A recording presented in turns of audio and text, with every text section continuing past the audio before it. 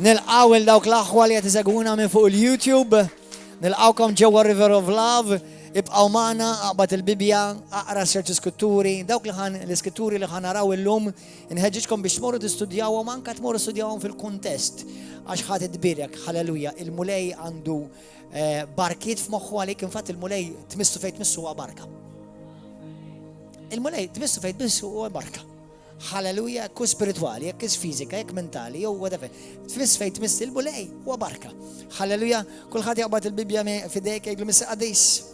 Grazzi tal-imħabba kbira, tremenda li inta għandek lejja. Grazzi missier, tal-li ħabbejtni. Qabel ma ħabbejtek jien. Għażiltni, qabel ma araftek jien. Kellimni mill-kelma tiegħek u mulejna lest li naġġastja ħajti biex nirċievi dak kollu li inti għandek għalija, numilja ruħi qudiemek u l-kelma tiegħek. Mulejna minna minn cover sa cover u niddikjara li din il-kelma qaddisa talla hija kelma li ħarġet minn fommok għal ġid tiegħi f'isem Ġesu Kristu. Amen. Morru fit-tielet Ġwanni kapitlu 1 malajr. ċerti skritturi llum eżaħu aħna naqrahomkom ukoll bil-Ingliż. Għax bħalma xi wħud minnkom diġà tafu, ċertu skritturi bil-Malti. Infatti hemm skritturi bil-Malti nippreferihom, però mbagħad hemm ċertu skritturi oħra bil-Ingliż nippreferihom. Jekk taf bit-Taljan aqrahom anke bit-Taljan. Alleluja. Jekk taf b'lingwi oħra aqrahom dawk il-lingwi. It-tielet Ġwanni kapitlu 1. Baxi l-mużika ma' brother. Halleluja. Thank you Lord. It-tielet Ġwanni kapitlu 1, infatti wieħed bisem kapitlu. U ħanaqra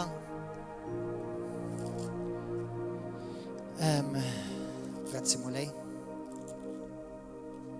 Thank you Lord.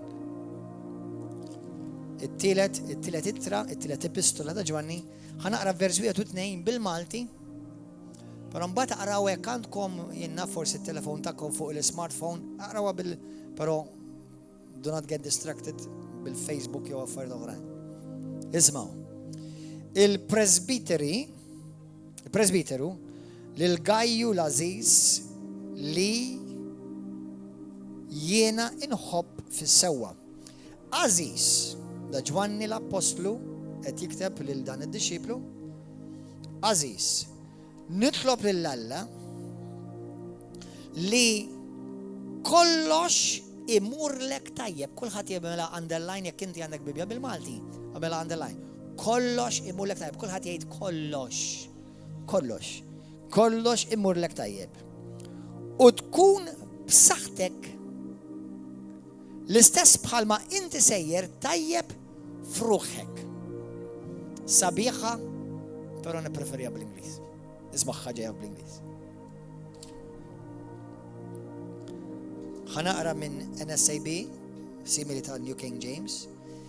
Beloved, I pray, mela Ġwanni l-Apostlu qed jgħid jiena nitlob, ftakru Ġwanni l-Apostlu kien intimu ħafna ma' Kristu. Ma jistax jitlob xi ħaġa li hija kontra li Alla. Neħħi l-mużika totali. Tieni Ġwanni kapitlu 1. Tlieta Ġwanni għadna ġan nirrepet, tlieta Ġwanni kapitlu 1 u vers 2. Beloved, I pray that in all respects you may prosper. Mela 1, kulħadd jagħmel 1, may prosper. 2, be in good health, tkun b'saħħtek. 3, as your soul prospers, tidamlu għadaqxej bil-kontra. Beloved, as your soul prospers, my prayer is that you will prosper and be in good health.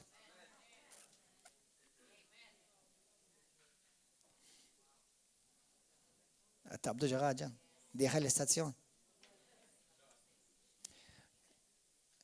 Mela point 1 u 2, għamilnjom 2 u 3 issa, għax 1 u 2 jiddependu fuq 3.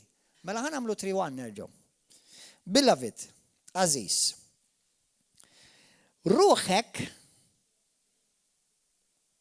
sejra tajba ħafna. Joħan għamlu għad fetax, mux ħadam sens bil-Malti ruħek. Kif taħseb, kif taġixxi, kif tara l-affarijiet, inti sejr tajjeb ħafna. U bl-istess mod, jina nitlob għalik li inti sew fil-ġisem f'saħħtek u sew fl-erja ta' ġidek tmur tajjeb. Immissi mawa. Biex inti kollok sew saħħtek u sew ġidek tajjeb, l-ewwel għawed tkun tajjeb. U dik kanħallija fidej għaltin għannar il-ħaq.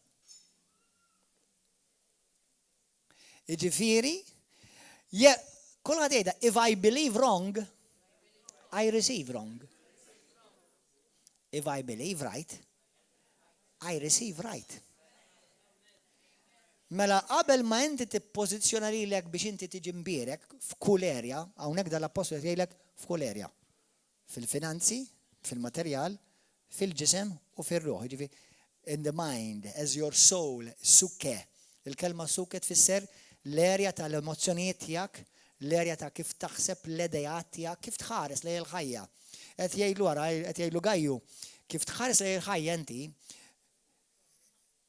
tant hemm differenza, tant sejra tajjeb ħajtek kif inti tħares lejn l-affarijiet, li jiena nitlob għalik li kif bil-mod l-istess ħajtek spiritwali sejra tajjeb, sew ruħek jiggwadanja minnu dan u anka ġidek materjali. Mela, eżaż aħwa, qabel ma nitkellmu fuq dik l-imbirka kelma li tgħix kemm hawn bħalissa li tissejjaħ prosperità, il-kelma prosperità believe it or not m'għandha xejn x'taqsam mal-flus.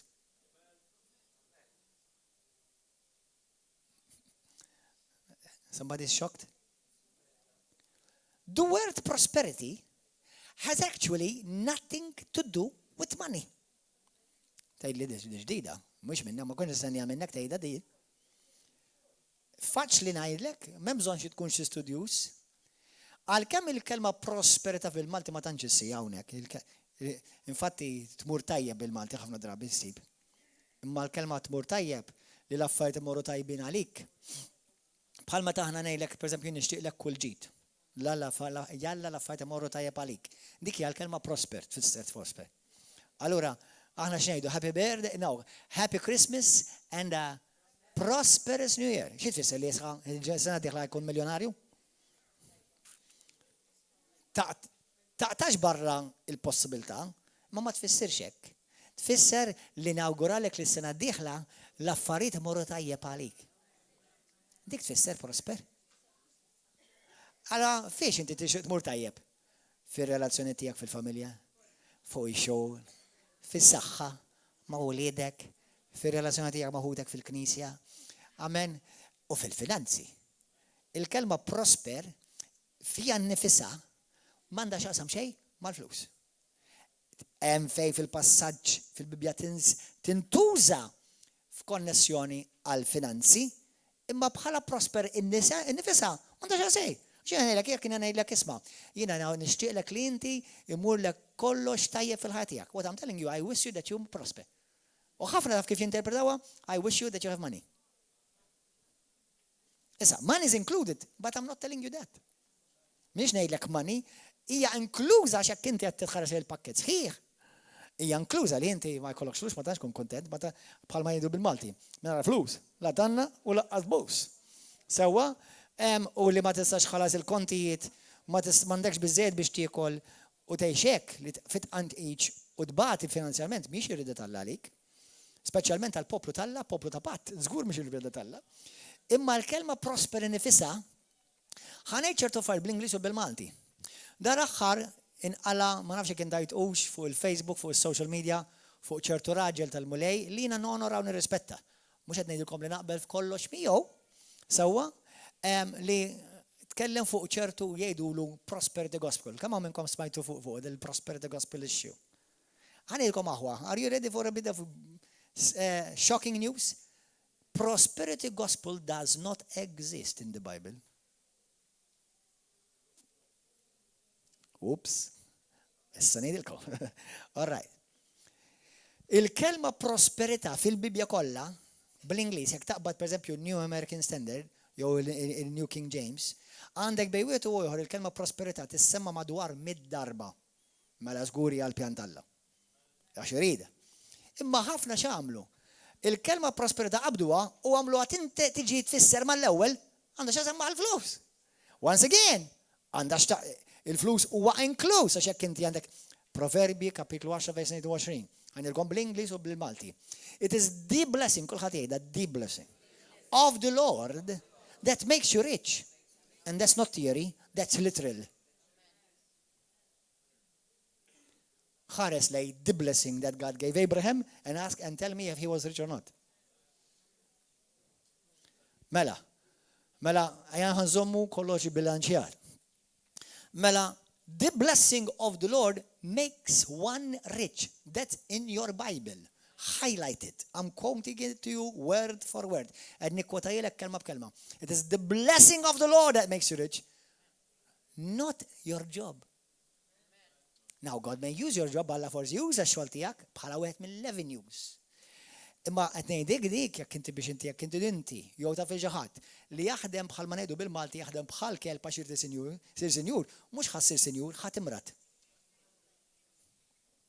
Għax ix-xogħol minnu nnifsu ma jagħmlek sinjur, għablek jagħmlek depress, jagħmlek imdaqqa li jkissilek ir-relazzjonijiet u jekk inti dak tagħmlu s-sors tiegħek tar-rekkezza tiegħek mhux ħassir sinjur. Qed tifhem jiġifieri hemm ħafna konnotazzjonijiet li inti tant bħalma tgħid l-sigur, tant inti tixxenna, tant you last, tant għandek kilba għal flus u jekk tagħmel kollox għal flus tispiċċa ħadd kisser iż-żwieġ tiegħek. Ħadd iswid kisser illu lidek. Ħadd kisser ir-relazzjoni tiegħek mal-mulek xi darba kellek waħda. Qed tifhem? Mela, number 1 fil-Bibja minn cover ta' Ġenesi sal-Apokalipsi għad-darba ma alla kritika li xi ħadd għax kellu l-flus. Jew għad darba xi darba alla kritika li xi ħadd għax kien sinjur, għad. Għax il-povertà mhux mentali, issa nitkellem il-povertà finanzjarja u materjali. Mhijiex fil-pjan talla, jekk tmorru tistudjaw il-patt il-qadim sew u tistudjaw Deuteronomju 28, please tistudjaw, għal-ġid tagħkom qed ngħidilkom. 28 Deuteronomju. L-iskrittura titkellem fuq is-saħħtiet u l-barkiet. U s-saħħtiet kienu inkluż mart fil-ġisem, il-biznis tiegħek iżarma, inti tispiċċa povru, ġifieri pur, letteralment finanzjarment, u tinqata' minn Malla. Kristu Galatin kapitlu 3, vers 11 sa 13. Tek li Ġesu fdina minn taħt is-saħħta tal-liġi. Qed tifhmu? F'Abram irċevejna barkit finanzjarji, barkit materjali, barkit naturali, fi Kristu rċevejna barkit spirituali. Amen. Halleluja. Allura, meta aħna nħarsu lej il-kelma, mela ħanejdu, let me say this in English. Number 1, the word prosperity gospel does not exist in the concept of the Bible. It is something, some may be well-meaning people, and I'm going to be kind, għax jida minix xlok li nġuda kell-ħat bħala nistalla, jekk kamlu paprata jridu jirrispondu l-għalija. Sawa, imma ma nistax naqbata xamlu paprata waħda narbi kollox, xeċa ħafna ġit li għamlu kow. Sawa, halleluja. Mela, ħankunu integri, jekk xaħat għamil paprata minn xi messaġġ, tarmix kollox. U għati ċans il-grazzja dak li ku, għax jista' jkun xaħat jiġi f'sens jieħu jirranġa. Amen? Halleluja. Imma jekk smajtu xaħatax predikaturi tal-prosperity gospel, there is no such thing as prosperity gospel. Li hija the gospel includes prosperity. Qed tifhmu differenza l-kunċett? Il-Vanġelu sħiħ, aħna nippritkaw il-Vanġelu sħiħ, li jinkludi fih il-prosperità u Alla 100% iridek tfur b'kull barka. Imma l-ewwel tibda minn hawn. If this prospers, u mhux this the brain I'm talking about, dak huwa lezzjoni oħra. The mind, the way you think, kif taħseb, kif tara l-affarijiet. Fil-ktib ta' Mattew kapitlu 3, kapitlu 6, vers 33, Ġesu stess, Ġesu jgħid hekk kara. Fittex l-ewwel, kulħadd jgħid l-ewwel. Mela mhux l-unika.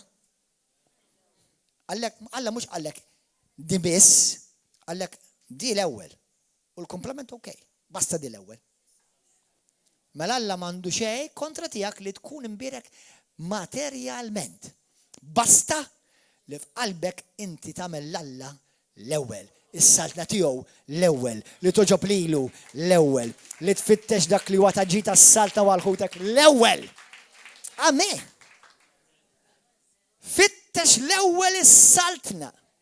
U dak li huwa sewwa Alla bl-Ingliż nippreferija, seek ye first his kingdom and his righteousness. And then all these material blessings, there are these material things, Jesus said it, not Gordon, material things will be added to you. Material things, kull ħajjet, affarijiet materjali. Barkit materjali. Ikunu moddija lilek, jiġu moddija lilek, Alla jrid jagħtihom lok. Sakemm Alla huwa l-ewwel. Qed Amen? Għaliex, għax jekk Alla mhux l-ewwel u xi ħaġa oħra tiġi l-ewwel, mela jna inti waqajna fid-dub tal-idolatrija.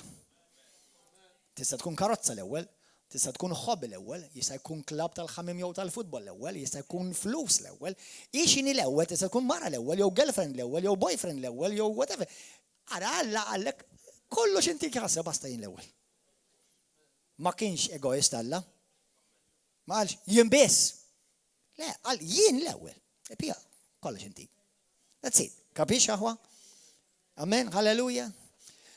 Mela li Alla jridek tkun imbierek u li tkun prosperu, bħal kemm ma tantx użawha fil-kelma bil-Malti, li tkun prosperu ma tantx ngħidu hekk.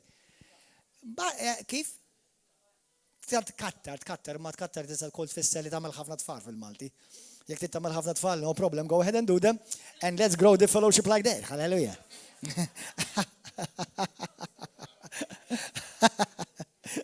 Amen.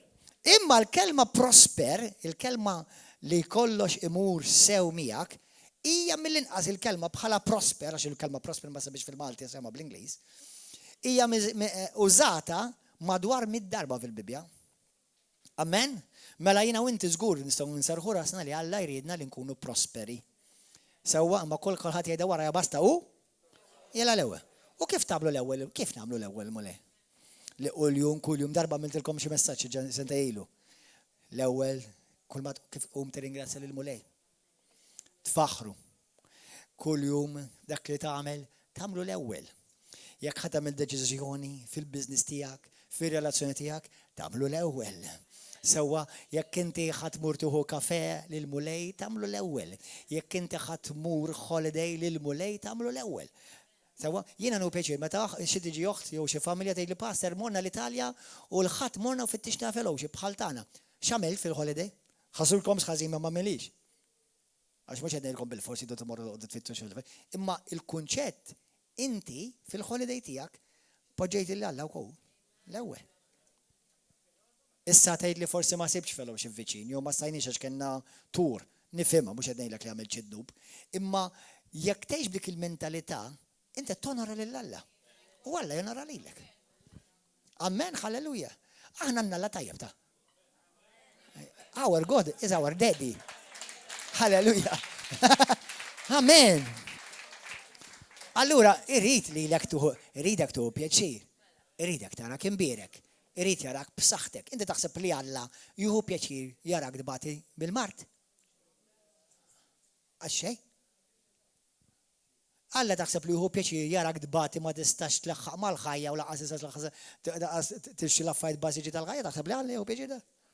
Ma jħer pjaċir għawa. Lebda missier f'sensiħ ta' din l-art ma jħu pjaċir jgħarla l-lidu għek, għaxsibu għara missirna t-sma.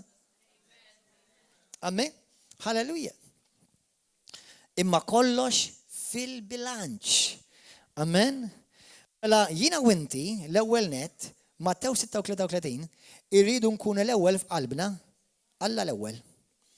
Ħsibijieti, Kolossin 3, vers 3. Jekk intom irxu xtajtu ma' Kristu, xtajdlek, mela ħsibijietkom l-ewwel aħsbu fuq affarijiet tas-sema.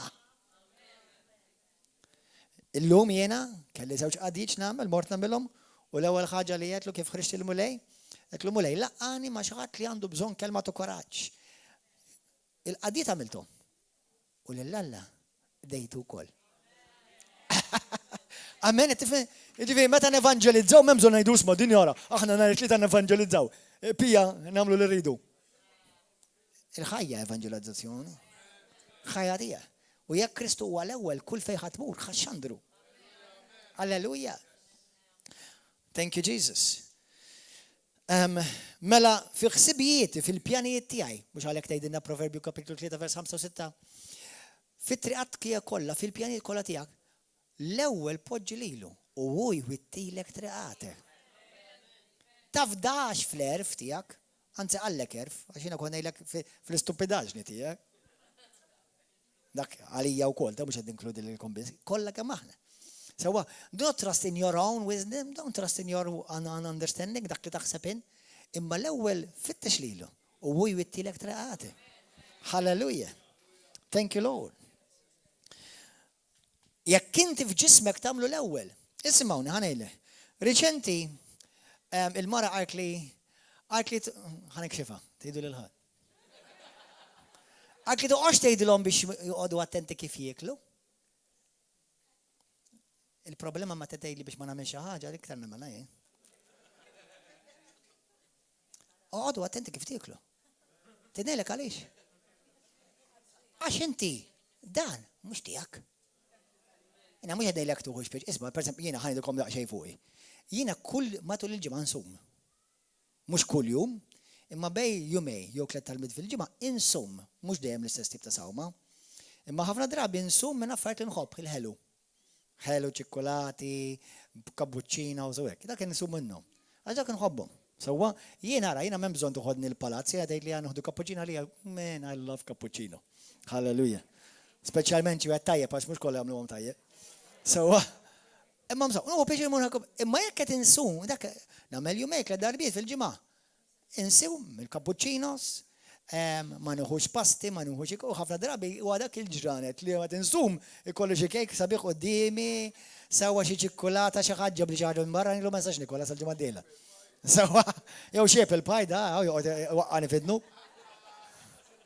Sewwa, allura, x'qed nagħmel jiena? Apparti li jiena t-nonora lill-Alla, qed nagħmel ġiet il-ġismi. Qed nagħmel ġiet naf li hemm min għandu challenges fil-ġisem iktar minn ħadd ieħor. U mhux ma jitqawwux neċessarjament għax jieklu ħafna, hemm min għandu challenge ta' thyroid, jew challenge ta' xejdula, metabolism. Kompli hemm minn l-Alla għalfejn għandik. Nifmek, u ngħadrek fis-sens nifmek għax nifhem kif jista' tħossok. Imma jekk iddependi minnek u inti qed titqawwa għax qed titħanżer, aħwa dak huwa dnobieħu. Għax dak jgħidulu gula bil-Malti. Sewwa, bl-Ingliż gluttony. Jiġifieri, mela mhux ovvjer, jekk inti Kristu tagħmlu l-ewwel f'kollox. Allura jekk ġismek tridu jservik, dak wieħed għandek f'ġisem għall-bejgħan. Tal-Playmobil ma jaqblux ta'.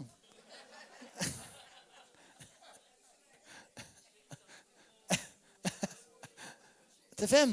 Għandek wieħed ħsibu ħalli taqda lil Alla tajjeb bih. Sewwa. U jista' jkun jagħti każ hawnhekk. Ma rridx inweġġa' lil ħadd imma qed ngħidha jista' jkun. Ftakar jekk inti miżewweġ b'ġismek tittonora lil żewġek u lil martek. Nieqafhem. Però naf li ħafna minnkom battu r-revelazzjoni. Mela hemm il-ġisem. Ħuħsib ġismek. Alla jridek li ġismek kollox imur sewwa miegħek. Amen. Ma għaw xi wħud tieħdu klieta zokkor mat-te. Dak ġejt għalik. Ma rridx nagħmel ċina ma' Gordon John Manche, imma pereżempju hemm affarijiet naturali l il-ġurnata tista' tevita. Qed tifhmu? Għal saħ, hawn nies li jista' jkunu forsi ta' ċertu sajż u jistgħu xorta tieħdu ħsieb infushom. Infatti xi kultant anke nies ikunu ċertu sajż u l-irqaq ikunu iktar ikollhom iktar diffikultà ta' saħħa. Ġifieri mhux qed ngħidlek is-sajż biss, importanti ħu ħsieb ġismek għax dak huwa tempju. Ftakar xejn l-Iskrittura tgħidlek inti m'intix tiegħek innifsek. Inti mixtri mid-dem ta' Ġesu Kristu. Allura aħna stewards, kull man aħna managers tiegħu tal-flus, tad-dar, tal-karozzi u ta' dal-ġisem. Amen. Ma rrid inweġġa' lil ħadd, ma nipprova nindakka tagħna. Halleluja. Mela, Gloria għal Ġesu. Morru fi ktib ta' Deuteronomju 8, dak li semmejtilkom il-darba l-oħra, Deuteronomju 8. Għattuħdu pieċi? Isimawni aħwa, ħanilkom kemm Alla għandu mentalità ta' prosperità. Jiġifieri li jixtieq li kien jkollok kull ġid fil-ħajja tiegħek. Sakemm tagħmlu l-ewwel. Sakemm Adam u Eva Alla kien l-ewwel, x'tom? Kollox.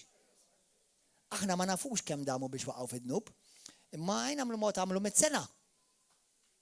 Ma naħsibx, imma irrelevanti.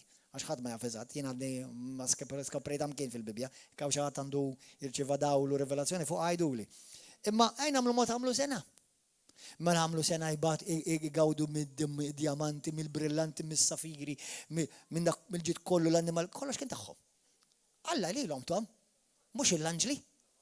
Salmi 115 vers 16, ida mal-muqabla mendi. Salmi 115 vers 16. Is-sema hija s-sema tal-mulej, jew isma' wid bl-Ingliż. The heavens are the heavens of the Lord. But the earth, imma l-art, tal-il-bin il-bniedem. Ħafna mill-Kristjani laqqas Ġenesis kapitlu 1 vers 26-28 ta' ma jfmu. Jgħidu, vers 26 jibda billi jgħidlek li Alla ħalaq il-bniedem fuq il-ġbija tiegħu. Mara u raġel għamilhom u mbagħad x'għamel. Birikom. Once li birikom, x'tom? Tom kollox fidejhom biex jieħdu ħsieb id-dinja. Trid ngħidlek xi ħaġa llum. Ibla d-dinja għal Kristu.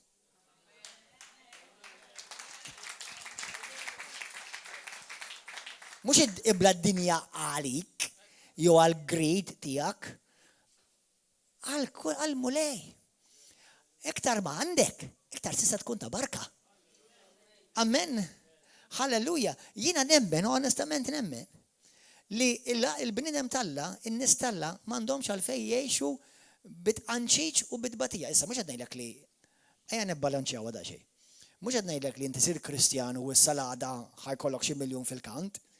Jekk għandek dak il-fidi, jiena mhux ħanejdlek temmen xejn, imma ejja nkunu realistiċi. Pero jekk inti tkun Kristjan u inti taf li Alla veru jixtieqek li titbierek, kun fidil. U daw il-barkiet jibdew jiġu fedejk, jibdew jiġu f'ħajtek. Jibdew jiġu. Mhux qed ngħidlek l-għalada. Jekk issa ma rċivejt xi wirt, għandi ħabib tiegħi għadu kif qal il-bieraħ, qal jiena rċivejt bi wirt bomba. Qal laqqas għalfejn naħdem iktar m'għandi. Praise God. Jalla tirċivu wirt kbir u tiġi xaħat minnkom jiġi l-passer ara x'għandek bżonn għall-art u għall-binja kollox lest. Why not? Għaliex għandhom in-nies tad-dinja ta' paċi fil kollhom l-aħjar binji tad-demonju toħroġ għalkom? Mhux qed ngħidlek in-nies huma demoni, imma mhux Alla jiġi adorat hemm. Mela sewa paċi fil-nonfqu l-miljuni fejn jiġu jidbalu, dragati, fornikazzjoni, il-ħmix kollu tad-dinja. In-nies ovvjament Alla jħobbhom xorta waħda x'għadhom ma rfux il-Vanġelu, imma x'jiġi hemmhekk Alla ma jiġix jgħidu adorat hemm, ma jiġix glorifikat Ġesu Kristu.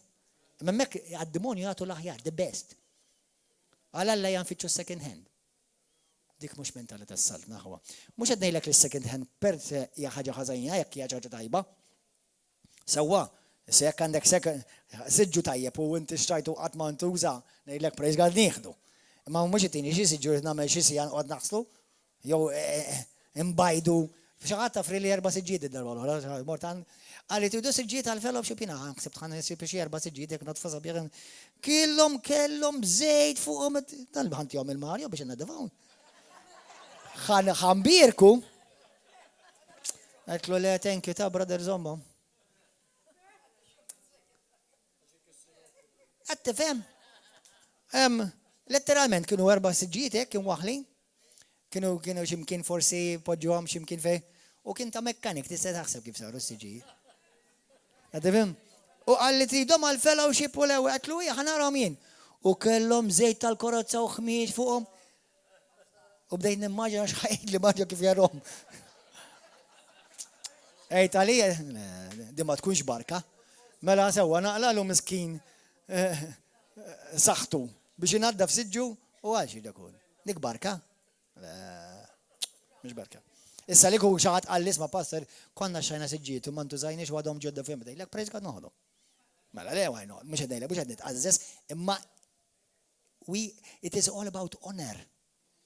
It's honor, hija mentalità ta' salna, onur. Għad tifhem? Halleluja. Grazzi mulej. Thank you. Bis-serda, ngħidilkom, iġbi għaliex? Għax it's a way how you see things, how your mind and your soul prospers.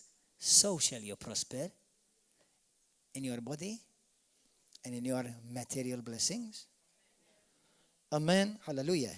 Fis-Salmi 35 ħanaqraħilkom bl-Ingliż di, mbagħad nagħmlulkom translation ma importax. Psalm 35, qed tuħdu pjaċir aħwa. Psalm 35. Psalm 35. 35 verse 27.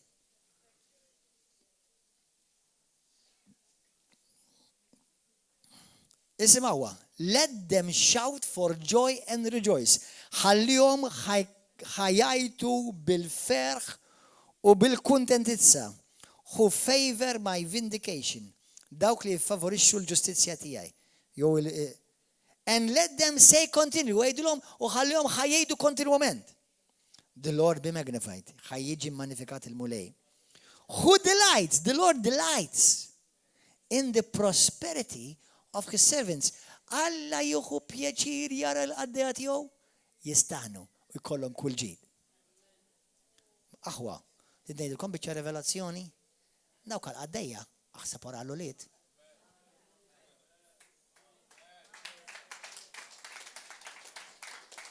We are not servants of God, we are sons of God who serve. Amen. Imma anke l-qaddej Alla jifraħ jara l-qaddej tiegħu imorlu kollox tajjeb. Everything goes well with him. He loves it. Hallelujah. Thank you, Lord.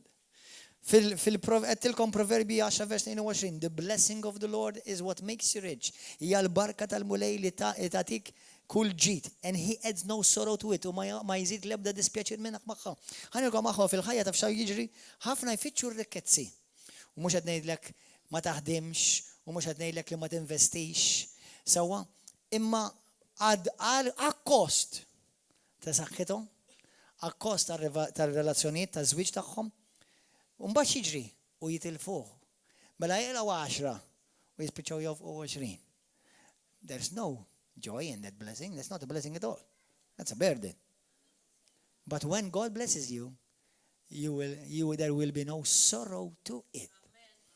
Għalek aħwa intom li għandkom il-business, poġġi l-alla l-ewwel u tara x-xogħol u l-business tiegħek jistana and prospers.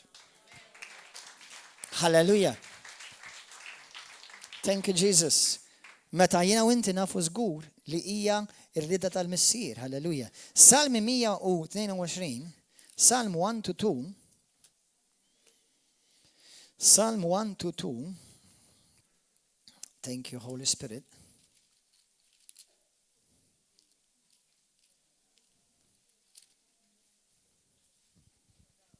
Psalm 1-2. Żomm f'moħħok meta taqra l-iskrittura li il-pjan oriġini talla u qatt ma tbiddel li aħna ikonna kull ġid. Fil-ktieb ta' Mattew, kapitlu 5, Alla jgħid, Ġesu jgħid, jekk intom missirijiet ħżiena, tafu tagħtu qotjiet tajba lil ulidkom. Kulħadd jgħid qotjiet.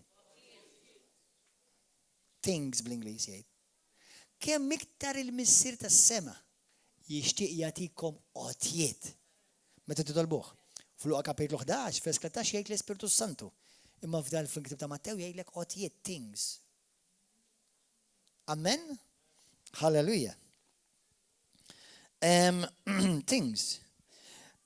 ħanida bil-Ingliż u nistgħida bil-Malti wkoll. God does not have a problem for you to have things. God has a problem if things have you. Alla m'għandux problema jekk inti għandek affarijiet. Alla għandu biss problema jekk l-affarijiet għandhom lilek. Jispiċċaw l-owner tiegħek. Qed tifhmu? Għalhekk Ġesu qal ma tistax bniedem ikollu żewġ sidien. Għaliex? Għas-sit u biss il-flus huma l-qaddej. Mhux tagħmel il-flus is-sit. U inti l-qaddej tal-flus? Il-flus, ir-rikkezzi, Alla tom bħal biex jaqdu lilek. Mhux inti taqdi lilhom. Di bħal tas-sabat. Is-sabat jekk titsabat għall-mistrieħ, u żaħħal ġi tiegħek mela toqgħod għax tinżomm is-sabat. U tiġi burdened. Jiddifidi sabat. Jew il-konċett tas-sabat li huwa suppost mistrieħ. Għalhekk Ġesu jiena l-mulej tas-sabat għax jiena l-mistrieħ. Issa jekk idu għasej, flus. Inti tispiċċa burdened. Tispiċċa taħdem għal things. Brothers and sisters, let me give you a powerful kingdom concept.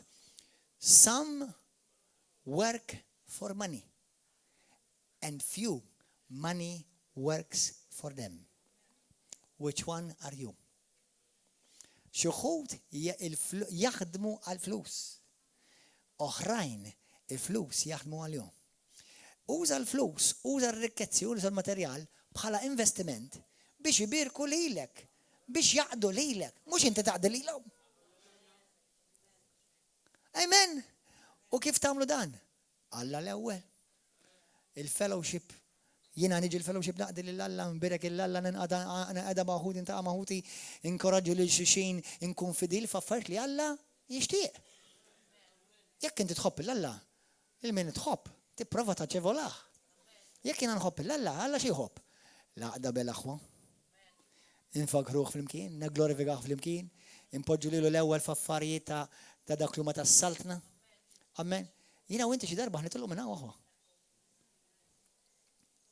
Issa jekk inti tispiċċa skjaf, tittaħdem fil-filgħaxija sewwa u l-Alla qatt ma tagħmel ħin għalih. X'ħadd jieħu fl-eternità miegħek? X'ħadd jieħu fl-eternità miegħek? Però sakemm għadek hawn, Alla jridek tkun imbierek u ma jonqsok xejn. Però taħsibx fik innifsek biss, aħseb f'ħadd ieħor. Ħanirku darba l-mulej għallimni lezzjoni, mhux waħda ta' imma waħda minnhom. Qabel jiena kon naħseb hekk ara, għax peress li hemm skrittura tgħidlek li he shall supply all your needs according to his riches in glory in Christ Jesus, dik biss hija f'predika, imma ħanaqbiżha. Imma sewwa, allura kon ngħid mela I can only pray for my needs. Sakemm il-mulej qalli jekk inti titlob għal bżonnijiet tiegħek huwa dak sewa selfish, dak huwa eżmu. Itlob ħalli kollok il-prosperità, ħalli kollok biex tbierek. Inti, jekk inti għandek problema u bil-kemmet laħħaq mal-ħajja tiegħek, kif tista' tiġi joħt u tgħidil isma' il-kera, il-mulej ħallasilek tixima. Baqalek xi tħallas għall-karozza, ħallas dan. Il-mulej berikni, ħallas il-karozza. Min jista' jagħmel dak? Min aqqas għandu għalih innifsu? Hemm prinċipju fis-saltna. Tgħidlek money is the answer to all things. U taf min qala l-iktar raġel għaref fuq id-dinja qabel Kristu u qablek. Salamun qala money answers all things. Għaliex? Mur kellem ma' xi ħadd tgħidlu ħa nixxilek ikla kemm jisimek malaj. Mur jiena f'berek il xi ħadd ipprovaw għadi. Mhux qed ngħidlek ixtri n-nies bil-flus. Imma ifhmuha sew, ifhmu l-kunċett. Meta inti tbierek, il-bnidem jonorak, jgħid wow, da kif berek nilejli. Għax huwa kunċett tas-salta mhux kunċett tad-dinja. Id-dinja tgħidlek aħtaf arda kemm tiflaħ ħalli jkollok. Is-salta tgħidlek ħati u jkollok iktar. Give and you shall receive. Aħna ngħixu ħajja ta' taħt fuq qawwa ta' il-Bibja id-dinja tgħidlek aħtaf kemm tiflaħ ħalli jkollok. Il-Bibja tgħidlek għati kemm tiflaħ ħalli jkollok dejjem xtati. Ħanilek il-bniedem li jagħti qatt ma jista' jiġi brok. Jekk tagħti kollox illum, inti x'ħad tiġi brok. Tinelek għaliex? Għax Alla qal, jekk inti tagħti, jien ħantik iktar. Mela qatt ma tista' tieqaf tagħti. In fact, I cannot go broke. You cannot go broke. Why? Għax jekk inti tagħmel bil-prinċipju li inti tagħti, Alla qajlek jien ħantik iktar. Mela qatt ma tista' tiġi. Kif taħdem di? Tagħti u tirċivi iktar. Fl-imma batika, jiena fil-mathematics brodu, immissa aktar ġabni jar.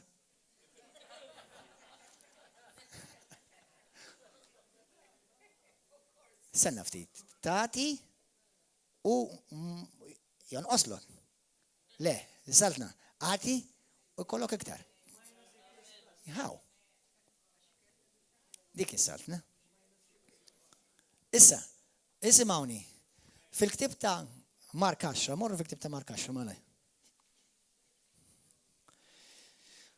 Ġili saqsewni, passer, number 1 aħwa, kemm minnkom onestament tafu f'qalbek li l-povertà hija saħta. Temmen il-povertà hija saħta. Għal dawk li taħsbu li l-povertà hija barka ara ma tmux tgħin minuta oħra penny ieħor il-Potino Kers.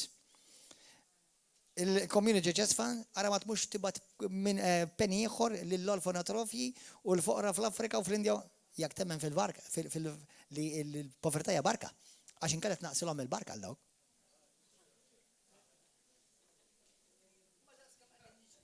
Issa, qed ngħidlek dan għal nemmen li ħafna titalmu. Imma l-povertà hija saħta. Għal darb'oħra nfakkarkom Alla m'għandux kontra li inti kollok affarijiet. Basta inti qalbek tiegħu.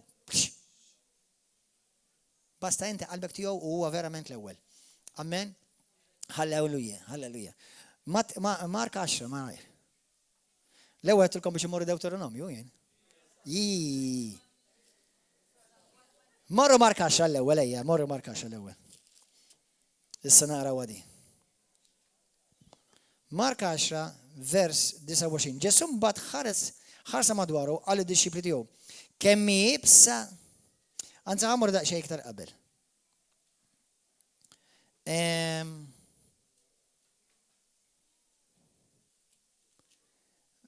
ħanaqra ħilkom bl-Ingliż, ta?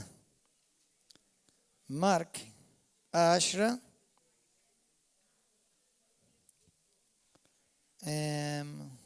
insomma. ħanibda minn vers 25, ħa. 25. Ġesu mbagħad ħarsa madwaru u qal id-disċipli tiegħu kemm jibsa għall-onja li jidħol fis-salna d'Alla. Imma Ġesu raġa' qalilhom kemm ibsa u li wieħed jidħol fis-salta d'Alla. Isimgħuni issa dik fil-King James u skritturi oħra bil-Malti eżattament hekk ara. U li kemm hija ħaġa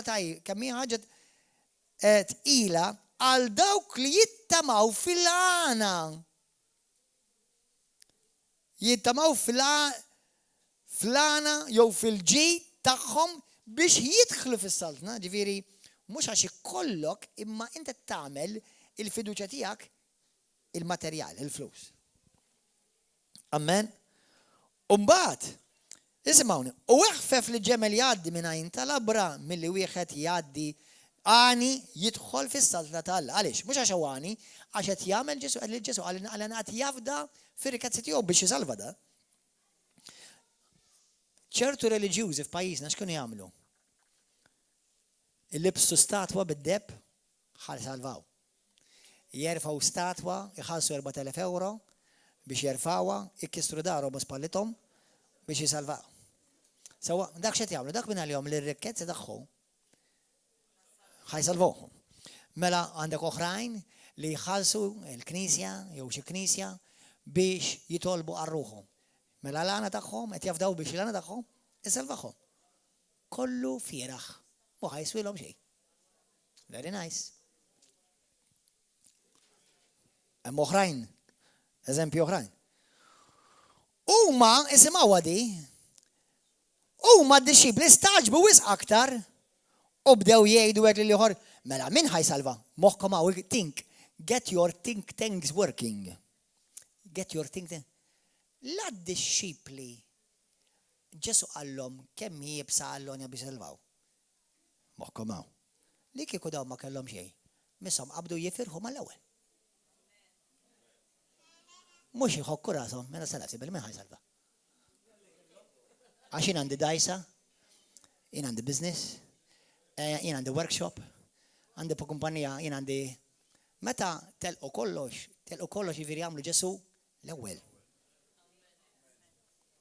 Għax Ġesu kien kontra d-divorzju, ma ksibx qallhom itlaq il-marta gejja. Għalik eċezzjoni tista' tiddivorzja. Illimna la kont Ġesu jgħa minni biex itlaqha. Meta rikeb id-dajjes Ġesu ta' min kienu, qabatu saraqhom. Id-dajjes kienu ta' d-dixib l-qalbi tiegħi. Think, because you will be very easily believing a religious lie, not a New Testament truth. Qed tifhmu? Mela d-dixib li qed jistaqsi. X'inhi? Mela m'għandniex ċans aħna. Jien għandi dajsa texadna xi ruħ. Jien għandi ħmir u l-barrina. Imma l-Ġesu kien għamlu l-ewwel u ħafna minnkom illum il-Ġesu għamiltuh l-ewwel. Illum ix-xogħol tagħkom ma jikkontrollakx. Illum il-business tagħkom jew il-ħobbi tagħkom ma jikkontrollakx.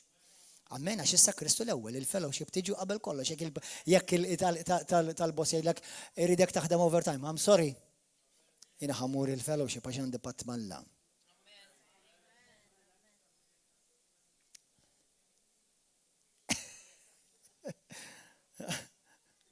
Ftakar, ismawni, naqra kunċett. Think, don't worry. Jekk qed tistreċċa naqalni, ħsieb għad nista' nifhimkom. Aħna ngħidu, il-Bibja tgħid li aħna naqdu l-istess salla tat-Testament tal-Qadi u tat-Testament il-ġdid. Fit-Testament tal-Qadi min Alla kien ibirikom u jistannaw u jimihom bil-ġid. Mela sewwa taħt patt ikbar biktar wedit ola iġibek fqir. Iġibek brok. Tidnejlek mi fejn ġejja il-mentalità? Ġejja tużommu s-sit mill-prostituta ta' Ruma.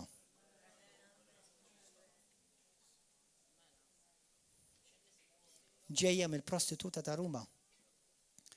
Għati ġidek ħalli noqogħdu jitolbu għalik wara tmut. Għax il-flus. Għalhekk ħanejlkom aħwa. Xi wħud minnkom Holy Spirit help you. Għandkom problemi finanzjarji fil-familja tagħkom għax jew missierek, jew nannuk għamlu xi ħalfa għal povertà. U dak is-saħta ta' povertà da timxi u tiġri warajk. Għax il-prostituta ta' Ruma kalmithom li għamlu ħalfa għal povertà biex joġbu lil Alla. Ejdi li ma vers sabu biex jagħmlu għadik. Għabi, qed tifhmuha biex imbagħad jiġifieri oqgħodu attenti aqra xtejt il-Bibbja mhux għaqlulek. Ismawni, tħallix il-ħadd ieħor jaqra l-Bibbja lik, aqra ħint.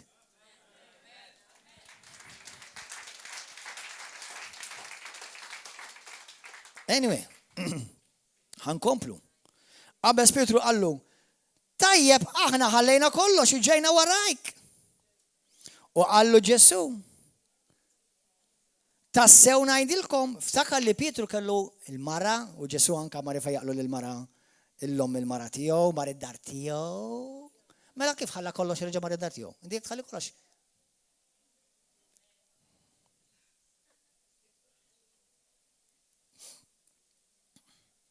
Think, qabad il-Vanġelu sħiħ, mhux skrittura waħda barra bil-kuntest.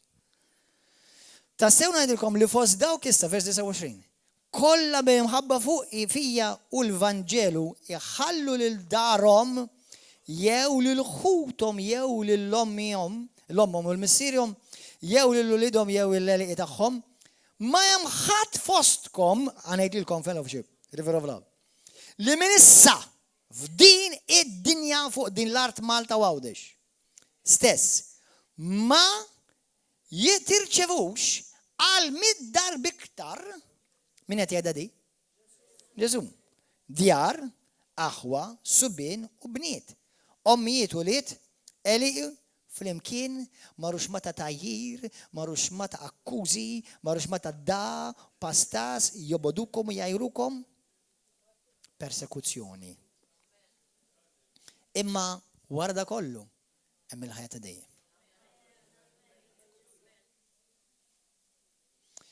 Mela senna ftit, jekk timxi wara Ġesu Kristu ħajkollok inqas jew iktar. Senna ftit, hawnhekk kemm minnkom huwa tajjeb fil-mezz. Mela inti tlaqt kollox għal mulej. U inti minn għalik li inti ħad tispiċċa b'xejn. Ma Ġesu jgħidlek ħajkollok mid-darba aktar. Senna ftit, mela aħjar ma nimxiex wara Ġesu. Għax ħajkolli wisq issa. Senna ftit, mela Ġesu issa ħajgħamilni fqir jew ħajgħamilni imbierek. Għax il-kunċett huwa jekk tagħmel lilu l-ewwel.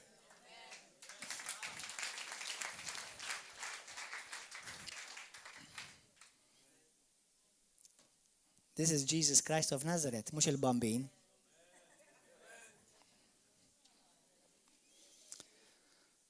Li tipprosperja tu prosper tfisser li inti kollok suċċess. Fil-ktieb ta' Ġoswe kapitlu 1, morru hemmhekk għax vera sabiħa skrittura. Kemm sabiħa l-kelma. I mean, come on. M'hemm bżonn tkun teologu. Mela rajt, jiena nimxi wara Ġesu. Ftakar, meta Ġesu qallhom, jekk inti ma tobodx il-lom u kull missierek, x'nagħmel? Alla tal-imħabba jgħid li nobod il-lom il-missieri. Mela titobodu. Letteralment, ħuda fil-kontest. Jekk inti l-lom u kull missierek, il-martek, il-ulidek, il-xogħol tiegħek, il-business tiegħek, il-karriera, tħobbhom iktar milli tħobb il-Kristu, tintilef. Imma jekk inti tant tħobbu l-Kristu, li raġel tiegħek tgħidlu isma' qalbi jinsajjatlek, lestejtlek, imma issa ħammur mal-ieħor.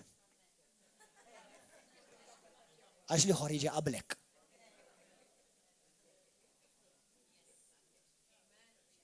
Hemmhekk tlaqt il-martek. Qed tifhmu waħwa? Mela tobodhom vera letteralment. Ħuda fil-kuntest. Tant ħobbu l-Kristu int li jiena ma nsib l-ebda konflitt illum li nażel bejn Marti u Ġesu. U nieħu pjaċir meta Marti tgħidli jekk ikun hemm xi ħaġa bejnietna ngħidli jiena l-Ġesu nobdi. I agree.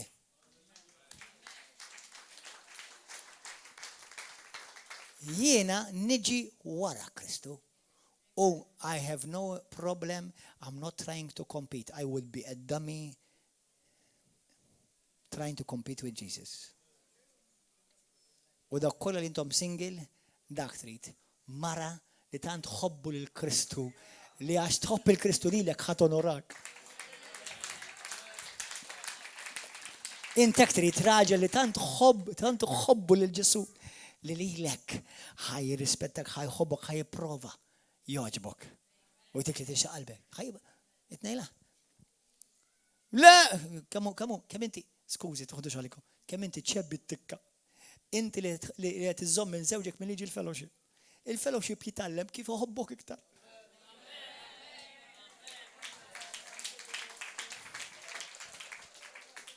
Iżommx il-martek li minn tiġi l-fellowship. Il-martek qed titallem kif tonorak. Aziz, muchacho.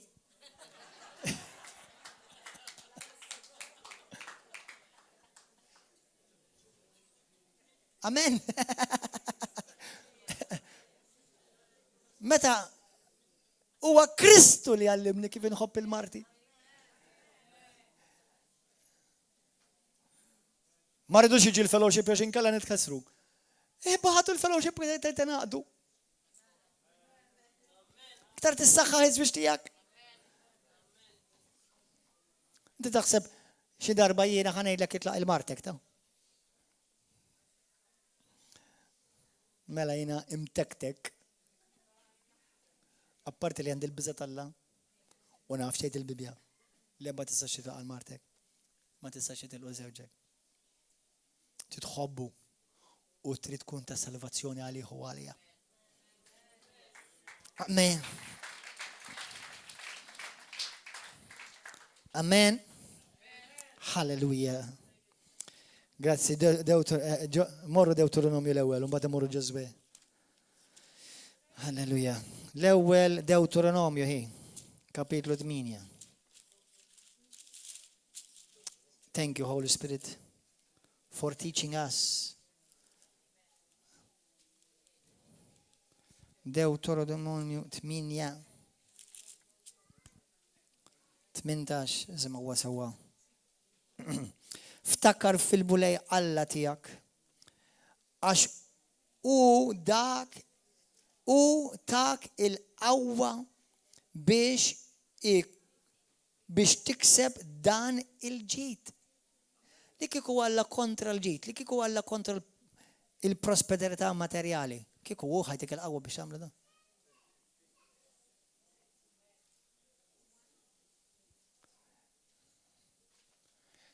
Ma ftakar li Alla il-patt tagħmlu mhux biex lilek tanti nefħek, tanti kollok rikkezzi li tispiċċa għasta x'ħadaqbel bil-bju, ħajbirkek il-mulej. Jiena nindikjara fuqkom li Alla jqajjem minnkom miljonarji fil-flus. Amen. Imma sakemm qed taqla euro, sakemm qed tagħmel 10 euro, sakemm qed tagħmel 100 euro, qed tkun onorabbli fid-deċma u l-offerta tiegħek. Qed birku l-ewwel vera tmpoġġih l-ewwel il-mulej. Qed tagħmel dak il-patt bħal-altar. Nitkellimna fuq il-weekend. Alla tantu serju fuq din li huwa l-unika darba fil-Bibja jgħidlek ipprovani.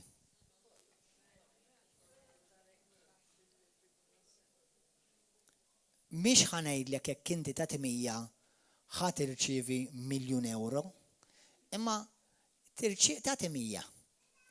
Għax hemm post fejn tgħidlek tirċievi 30 darba, 30 darba, 60 darba u 100 darba iktar. Imma se nafti. Żomm kollox ukoll fil-kuntest bilanċjat. Jekk jiena, inti naf tal-pasti tagħmel dolċerija.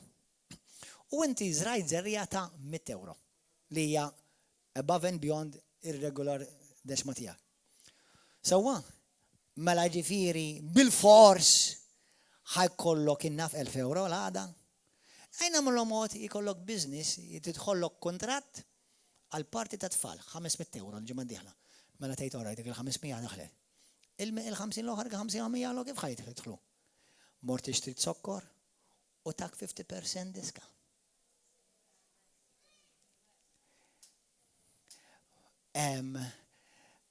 Il-karozza, il-ġimgħa ndunajt li il-petrol inħlilek aktar inqas.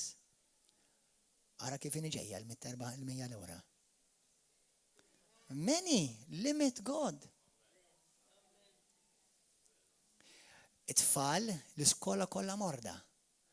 Tiegħek ma nafalix. Il-marda ma missitjakx, il-influenza, l-virus ma qabditix il-tiegħek. Allura dawk nefqurx ma ta' flus fuq il-mediċina. U inti ma nfaqx penni. Qed tara kif ġiet lura l-100?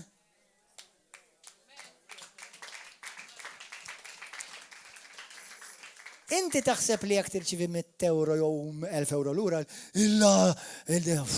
imnallax kieku kienu jitqu bija. Se nafsi, jiena ngħidlek li Alla jtik ħafna iktar minn hekk. Però m'intix qed tara dak kollu li l-mulej jara qed jagħmel miegħek s'issa. Amen. Mulej, urini x'inti tagħmel. Tieni naqaħjiel kemm qed tberikni u laqqas qed nirrealizza kemm qed tberikni. Għax jiena qed inħares lejn in-numri digits biss. Meta inti qed tuħu ħsieb id-dar tiegħi, il-karozza tiegħi ilha ma tieqaf. Halleluja, l-petrol tiegħi qed iservini iktar. Wow, daw kollha kombinazzjonijiet. Jew il-barka t'Alla fuqi. Halleluja. Thank you, Jesus.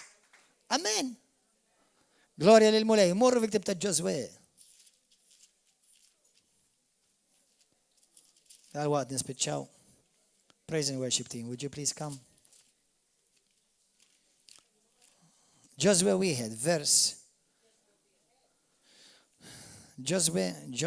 chapter 1. Verse 6, 7. Għanibda minn 8. Ma jitbiet għat il-ktib ta' din il-liġi minn fommok. Aħseb fuq u lejl u nar.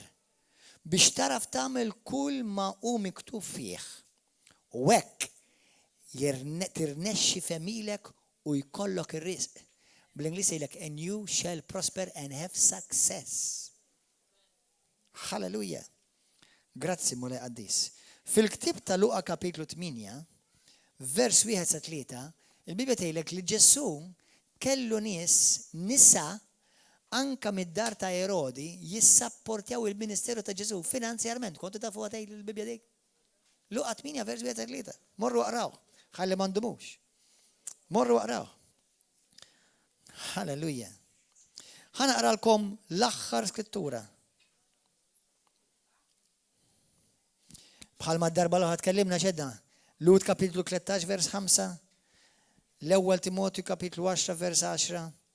Luqa kapitlu 12 vers 15. Ġesu kontra il-covetousness.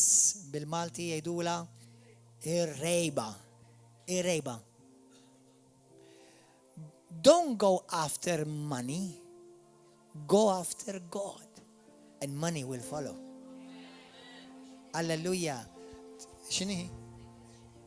Rejba hija covet, to covet. Fil-kmandamenti tgħidlek do not covet the material of your neighbor. Do not covet your neighbor's wife. Mhux tixxenna b'mod ħażin. Sewwa? It-tieni Korintin kapitlu 8. Ħafna minna tlajna f'kultura simgħuni sewwa aħwa. Naħsbu li meġġa Ġesu ġi fid-dinja, Ġesu kien homeless. Kemm minnkom kontu tafu li Ġesu kien homeless? Ġesu ma kienx homeless. Il-Bibja tgħidlek li marru d-dar tiegħu il-disċipli li ma dari. Allom ejja warajja, u ngħidilkom norikom fejn noqgħod. U marru d-dar tiegħu. Ġesu missieru għaw min jgħid li kien ma studaxxa, ħafna translations jgħidu ma studaxxa. Actually, jekk if you dig deeper, he was an architect. Teologi jgħidu li actually mhux ma studaxxa kien arkitett. Qed tifhmu? Issa, meta Ġesu twieled, daw affarijiet li nistgħu nidħlu f'dettalji kbar ta' fihom. Mbagħad intikom meta Ġesu twieled, wara ftit snin, wara ftit xhur ta' sentej, ġabulu deb, inċensu mirra. Kemm minnkom qatt immeditajtu x'sar minnu dak? Sar minnu u minn fejn ġie.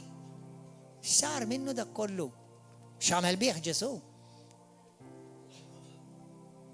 Il-valur tiegħu 40 teologu minn ġewwa madwar id-dinja għamlu studju, il-valur tiegħu qalu ta' se jgħidu teologi riċerka. Għamlu riċerka u kkalkolaw kemm setgħu ġabulu valur lil Ġesu meta ġabulu d-depp il-ċensu l-mirra. Take a wild guess. Madwar $50 miljun tal-lum. Taħseb li tgħix b'$50 $50 miljun?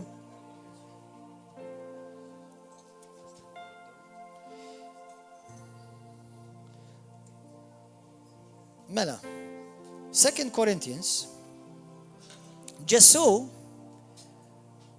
taħt is-salib ċartulu qabel is-salib, ċartulu l-biesu. U tant kienet ċib, qalu għana nibsu di ma tiswa xejn, nużawha biċċa ġalar. Hekk qalu. Tant kienet prezzjuża dik il-mantel li kellu fuq. Li labu għali qalu għana ma nċartuhiex għax ħalli imbeħħuha. Tifhmu aħwa hija. 2 Korintin kapitlu 8. Issa di morru studjawha. Vers 9. Vers 9. Tajtek kara. For you know the grace of our Lord Jesus Christ, that though he was rich, Ġesu xtajlek hawn? Bil-Malti xtajt. Kien għani. Stanna ftit, kien rich. He was rich hawn, tajt. Issa rich ma jfissirx bil-fors miljonarju. Għamela ħila sekondarja dik. Ftakar imma li kellu dawk il-deb, frankincense u mirra, għadni qatt ma smajt il-ħadd jitkellem fuqhom darba mill-studju ma' teologi, fuq xamlu madwar 40 teologu ħarġu bija. Tista' temmina ma tista' ma temminix, imma nista' ngħidlek li ma kienx ħafi. Dak żgur. Imma isimgħu issa, għax intom you know of the grace of the Lord. Aqra ħili bil-Malti, eżisti. Intom tafu l-grazzja ta' Sidna Ġesu Kristu li għat li kienani ftaqar minħabba fikom. Stenna ftit, mela Ġesu kienani.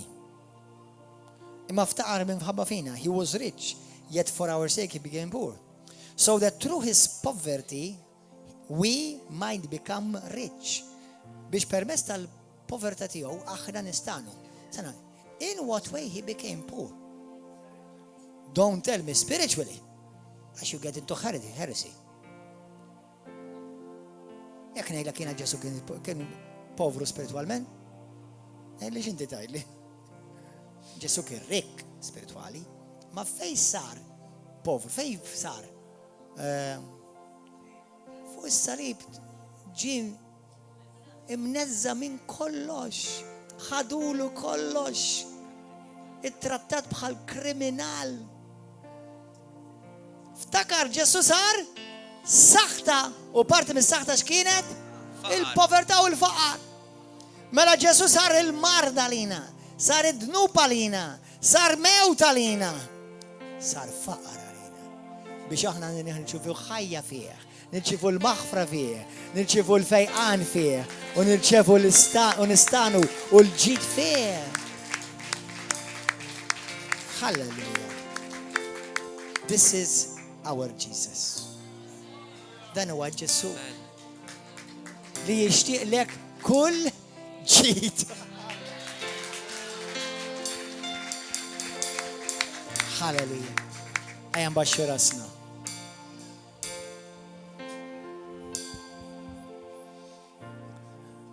Ejli pastor ejli llum nixtieq nagħti ħajt il-Ġesu Kristu jekk inti għadek qatt ma tajt ħajtek il-Kristu għall-ewwel darba. U llum verament tixtieq tagħmel commitment ma' Ġesu.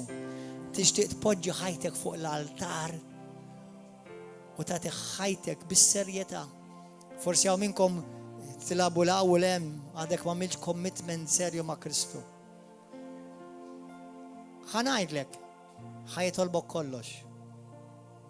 Imma ħajtik kollox. Hallelujah.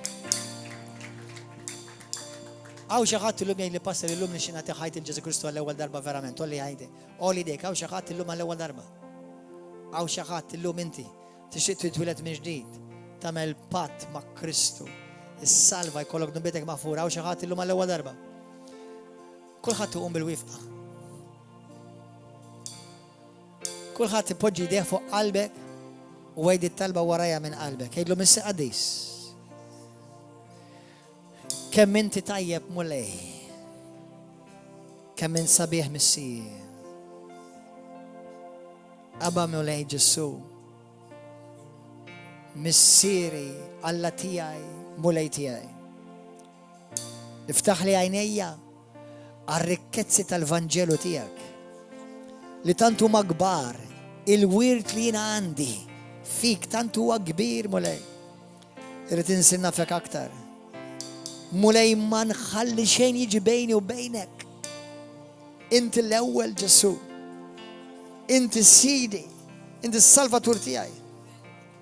Abba missier fejn anqastek aħfilli. Jekk jien żbaljajt u ma nafx bija. Aħfilli mulej. Aħsilni bid-demm għażiż tiegħek.